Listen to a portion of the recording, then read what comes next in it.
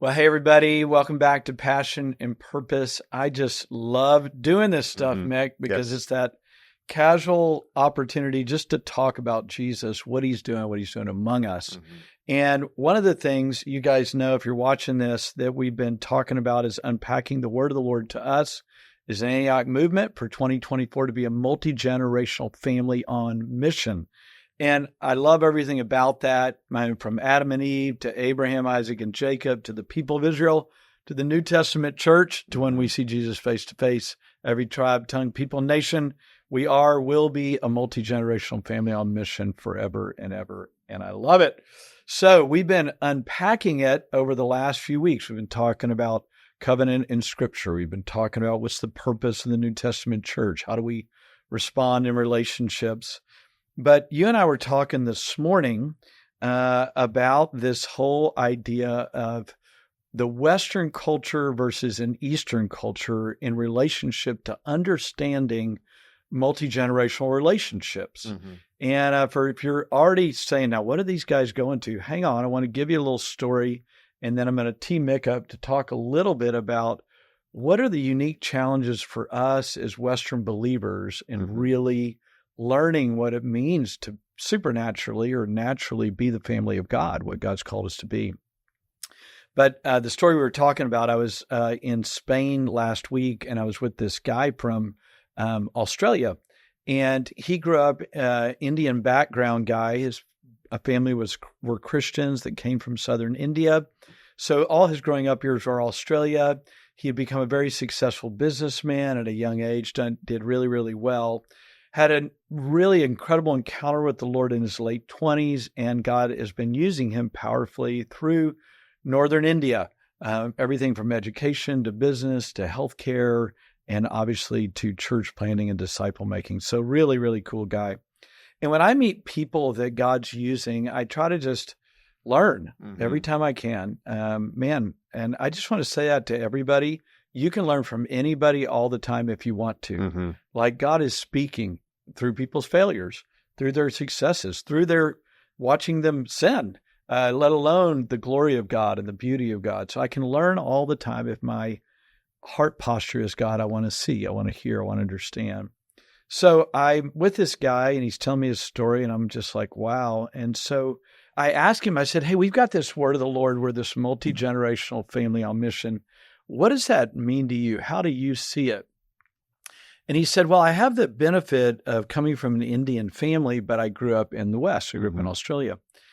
And he said, in our house, my grandfather lived there. My dad, of course, the kids live there. Today, my wife and I live next door. So in one way, and my kids now know their great-grandfather. So we literally have 4 generations living within proximity of one another. And he said, I never saw my grandfather and my father argue about who's in charge of what. They didn't have lists of clarity. They didn't have to have discussions on who was taking what role when. Right. But we all knew, like when I was really little, Grandpa was the head of the house. But you could see more and more my dad became the head of the house. But nobody ever told us when that transition happened. And then Grandpa became the one that would just hang out with us. And in key family decisions, he would be brought in.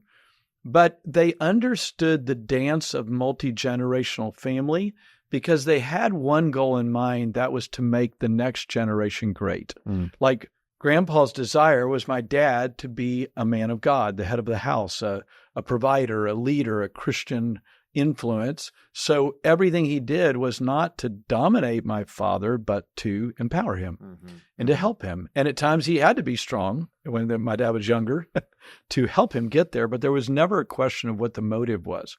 My dad's only motive was for me and my siblings to succeed in our character, our Christian witness, but also our vocations. And they were always for us, and the same thing for our kids. And he said it was interesting because it was set in the context of growing up in an Australian environment where it's extremely independent. And the goal is, how quickly can everybody be independent? And therefore, there was always conflict in homes and conflict in families, and people didn't understand each other. And their goal was to move away from their family instead of benefit from their family. And as I sat there and listened to him, it was late at night. Actually, we were having this conversation. I was just sitting there thinking, for Laura and I, when we got married, we had more the independent model, and the goal was to move away from your parents, for them to be proud of you for making it on your own. Right. Out of the nest. Yep. Yeah. And we had quote unquote successfully done that part, but we weren't that close to our parents. And when we got married and started having kids, and we looked at the scriptures and we looked at healthy multi-generational families, we said, we want to be biblical. We want to be a biblical family, not just an American family. Mm-hmm. And we want to love our kids for their good, not just for our benefit. And our hope is that our kids are greater than us. And by greatness, that does not mean in the world's eyes, but in their character, in their witness, in their love for God, and their love for others, and of course, their contribution to the world around them. But sitting there with that guy, it's just kind of like things went slow motion again for me. And I'm like, okay, this thing that God's speaking to us about is bigger than just an interesting theological concept. Or just something, man, wouldn't it be neat to be a really warm family in our movement or whatever? It matters to God's plan and purpose for the world. So, hey, talk to me a little bit about Western, Eastern constructs. Where do you think we've missed it as families? Obviously, we got to observe the problem and give us some thoughts on how do we fix this thing? Yeah, I would say it's not just Eastern, Western, but ancient, modern as well. And there's a couple things going on in my mind. One is, you talk about this posture of like, I want the next generation to succeed and go beyond where we have. And one of the shifts, and if you're listening and you're interested in these sorts of things, Carl Trueman's book, The Rise and Triumph of the Modern Self, really breaks this down in an accessible way. Strange New World is another shorter work of his, but he talks about how sociologists look at how have people gotten their identity throughout the ages. And, if you go all the way back to the time of Jesus, it was tribal. You were part of an entity that was much bigger than yourselves. The sociologists call that the political man, that you were kind of part of the polis, part of the larger ethnic identity, and you lived to serve that, the longevity of whatever people you were part of, and that would certainly include your family, your clan. Other examples throughout the ages have been the religious man who was part of a religious system, whether that was Christianity or Islam, but I'm part of something bigger than myself. I'm trying to advance its agenda and narrative and not just my own. Or economic man, where I'm part of a business or a corporation. And really, since the Enlightenment, we are now an anomaly where we don't find our primary identity in these larger groups that we're seeking to benefit at the cost of our own well-being.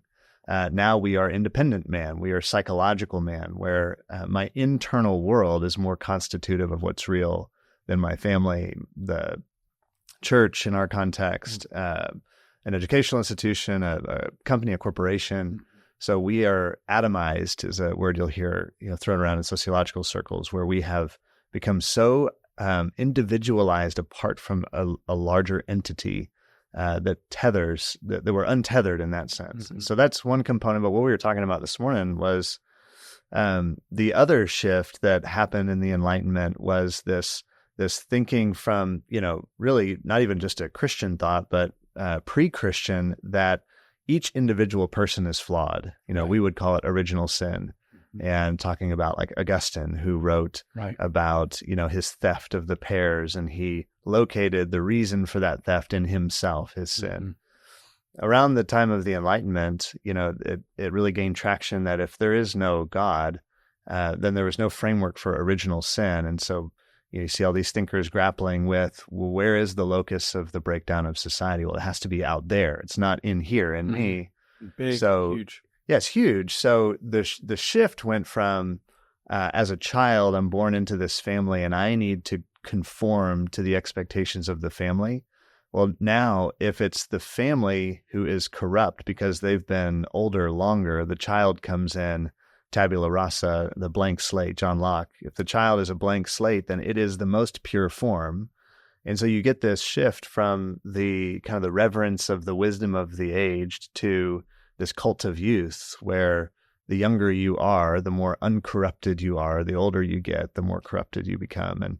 And so you have this inversion of a family structure. And, if you read people like Jean-Jacques Rousseau and Percy Bysshe Shelley and other romantics of that period, they romanticized a return to nature, a dissolution of the family, a dissolution of the church, all these structures that were perpetuating the breakdown in society. And we are byproducts in some ways in the West of that type of thinking, to where we want to self-actualize, self-promote, self-discover. And these other entities are impediments to my own advancement, my own self-discovery. Because to be in relationship is to require some kind of sacrifice. Yes. Like we have to, in order to have a healthy relationship in a family, I have to give something of myself for the betterment of somebody else. Well, that's an impediment if I'm trying to discover and actualize, self-actualize. Right. And so, we see this tension today in the church and in so many different contexts. Sure. The family is one where you have, such a high divorce rate, or like you talk about, even in a healthy family, kids that are disconnected from the help of their parents as they become adults and they start raising kids themselves, or in the church, the local church, like the church shopping and the church hopping. That what does it really mean to stay tethered to a local church as a church family? Now, it's different than a nuclear family, of course, but there's, I think, something for us to reflect on as Western modern believers, and so many other ramifications. But those are some of the thoughts. Yeah, huge. So let's start with the nuclear family construct, and then let's go to the spiritual family. Mm-hmm. So, in the nuclear family, that independence construct is then the child becomes the center of the world, not just for their betterment, but that we wouldn't impede any desire that they have, right? That we must give them what they want so that they can self-discover, so that they can self-actualize, and therefore then be selfish. Yeah. Yeah. How about, that's really the end of that train is a selfish child, right? Versus this very real, hey, you are beautiful and an important part of a whole. And we will attend to your needs as they're acute in your, early years when you can't walk and talk. But the more you're able to walk and talk, the more you will become a contributing part of this greater whole of, in a Christian context, glorifying God and honoring God with our lives. And we serve one another, we connect with one another, we engage one another.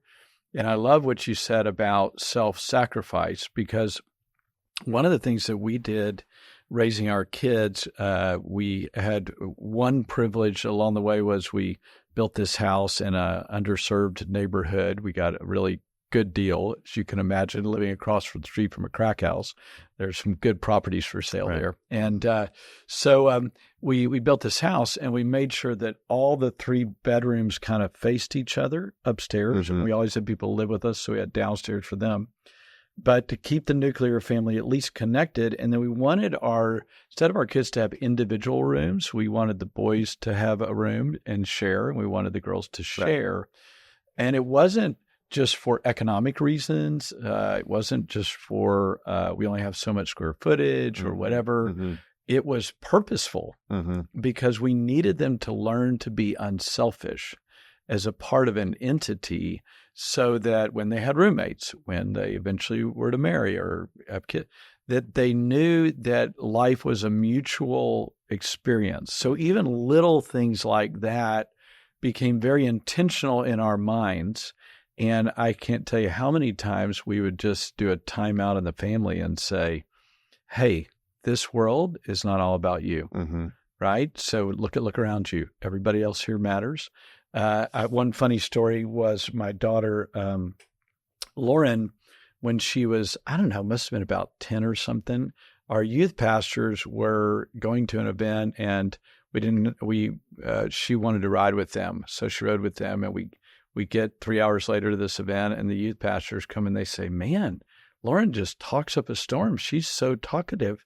And we commented on, we said, Lauren, we didn't notice to us, you were the quietest of the Cyber family. She said, well, everybody else talks so much, I don't have a chance. Right. I like to talk, actually. Yes.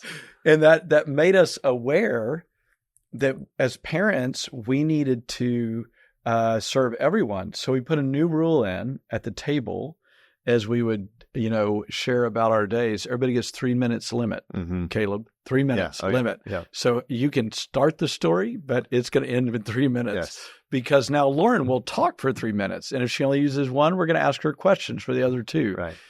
And that kind of mutual serving, though it sounds trite in light of this big cultural construct we just talked about, these are the kind of little things that allow us to become interdependent individuals that allow us then to be servants and integrators and family people and people that pull people in instead of push people away.